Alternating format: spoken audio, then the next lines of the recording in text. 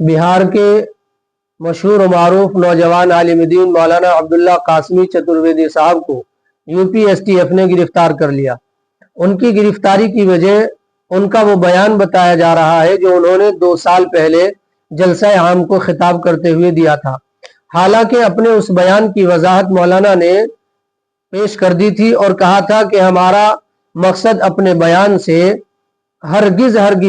योगी आदित्यनाथ जी की वालिदा मोहतरमा पर नाजेबा तबसरा करना नहीं था। इसके बावजूद मीडिया ने उनके इस बयान को और उनकी बात को आधी अधूरी बनाकर पेश किया, गलत तरीके से पेश किया। और इसके अलावा मुल्क भर में मौलाना पर 80 या 84 FIR दर्ज कराई गई, जिसकी बुनियाद पर यूपीएसटीएफ ने मौलाना को गिरफ्तार कर लिया और गोरखपुर की अदालत में उन्हें पेश किया जाएगा। हमारी दरखास्त इस मौके पर मुसलमानों से ये है, अवाम मुसलमानों से ये है कि वो माहौल को खराब ना करें, अमन के साथ रहें, सब्र के साथ और तहम्मुल के साथ में रहें। साथ ही साथ जो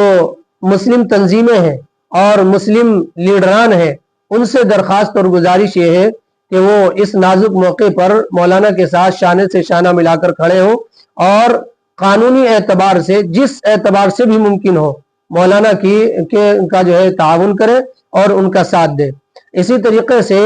बिरादरान वतन के अंदर जो हमारे इंसाफ पसंद भाई हैं, उनसे भी दरखास्त ये है कि वो भी इंसाफ की आवाज बने और मौलाना का जो बयान है उसको सही तरीके से जो उन्होंने पेश किया है उसको मीडिया जो उसका गलत मकसद और गलत मतलब बयान कर रहा है, इसकी भी वो वजाहत करे और इस नाजुक मोड़ में नाजुक मोड़ पर मौलाना अब्दुल्ला कासमी चतुर्वेदी साहब के साथ खड़े हों। इसलिए कि ये मौलाना अब्दुल्ला कासमी चतुर्वेदी साहब के साथ खड़ा होना नहीं, बल्कि ये इंसाफ के साथ खड़ा होना है, इसलिए कि उनके बयान को गलत तरीके से पेश किया जा रहा है, खास तौर पर उस वक्त जबकि मौलाना ने अपने उस बयान की वजाहत भी जारी कर दी थी। बहरहाल हमें ऐसे वक्त में